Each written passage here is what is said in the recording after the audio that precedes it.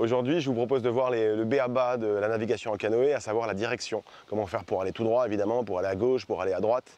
Et on va se focaliser sur les gestes de l'équipier arrière, parce qu'on sait que c'est à l'équipier arrière que revient l'essentiel des manœuvres de direction, au moins quand on débute le canoë.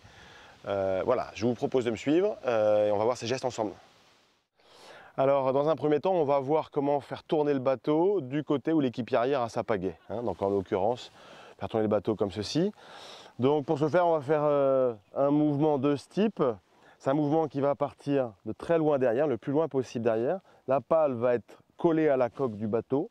Et on va faire un mouvement circulaire horizontal. Voilà.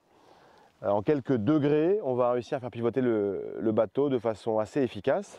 Dans certaines circonstances, on pourra prendre appui sur le plat-bord comme ça et faire levier. Donc voilà le mouvement dans sa globalité, comme ceci.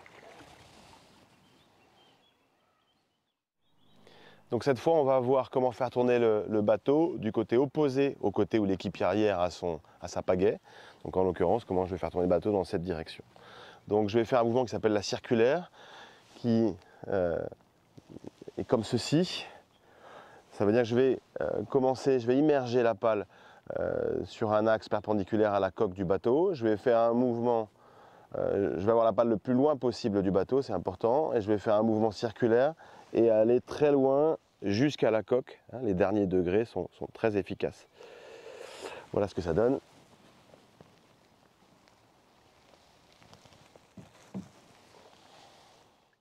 Alors on a vu que pour faire des mouvements de direction, pour aller à gauche ou à droite, on devait faire des mouvements horizontaux qui s'écartaient de la coque du bateau. À l'inverse, pour avancer tout droit, on va faire un mouvement le plus proche possible de la coque du bateau et le plus vertical possible. Voilà. Néanmoins, ce mouvement il n'a pas lieu complètement au milieu du bateau, donc il va avoir tendance à me faire tourner, là on commence à le sentir, du côté opposé, au côté où j'ai ma pagaie. Et ça veut dire que je dois corriger régulièrement cette dérive naturelle. Voilà, chaque coup de pagaie, une propulsion est suivie d'une correction. Et la correction, le mouvement de la correction, c'est tout simplement l'écart qu'on a vu tout à l'heure, qui permet de faire tourner le bateau du côté où l'équipier arrière a la pagaie. Donc une propulsion verticale le long du bateau, un écart bien loin derrière, quelques degrés suffisent. Et voilà, le bateau va tout droit. Vous entendrez parler du col de cygne, qui est une autre façon de faire sa correction. Je vous propose pour l'instant ce mouvement-là qui est plus facile, mais on ne manquera pas de traiter le col de cygne dans une prochaine vidéo.